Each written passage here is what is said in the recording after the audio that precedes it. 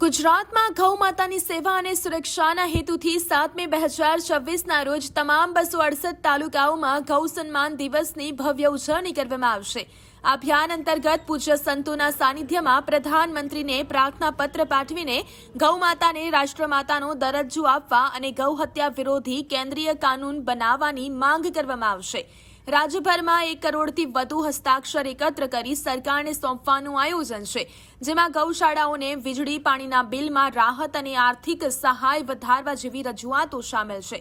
આ સંપૂર્ણપણે અરાજકીય અને અહિંસક જનજાગરણ અભિયાન દ્વારા ગૌ આધારિત સંસ્કૃતિના સંરક્ષણનો સંકલ્પ લેવાયો છે।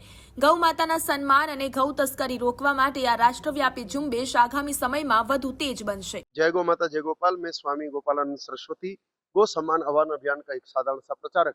मैं आज पत्रकार महोदय के सामने इस बात को लेकर उपस्थित हुआ हूं कि गो सम्मान आह्वान अभियान जो स्वतंत्र रूप से भारत के सभी साधु संतों ने मिलकर के प्रारंभ किया है, जिसमें सारे गोभक्त, सारे संगठन स्वतंत्र रूप से इसमें साथ दे रहे हैं। करीब 5 लाख साधु संतों के माध्यम से सरकार के सामने 40 करोड़ सिग्नेचर भेज करके यह प्रार्थना की जाएगी कि भारत से गोवध समाप्त हो, गौ माता राष्ट्रमाता जाहिर हो और गौ सेवा के लिए केंद्रीय नीति बने और एक केंद्रीय गौपालन मंत्रालय बने। गाय माता को पशु सूची से निकाला जाए, गोचर को मुक्त किया जाए, पंचगव्य औषधियों को प्रमोट किया जाए, शिक्षा में गौ आधारित व्यवस्था को लागू किया जाए। इस प्रकार की मांगे सरकार के सामने रखी जाए। इस आह्वान के जरिए मुख्य मैसेज ये जाना वाला है कि एक बड़ी संख्या में भारतीय गौ माता के पक्ष में खड़े हैं, इसलिए उनकी बात सुननी आवश्यक है। 40 करोड़ लोगों के हस्ताक्षर और करोड़ों लोग प्रत्यक्ष रूप से उपस्थित होकर के इस बात को सरकार के सामने रखें।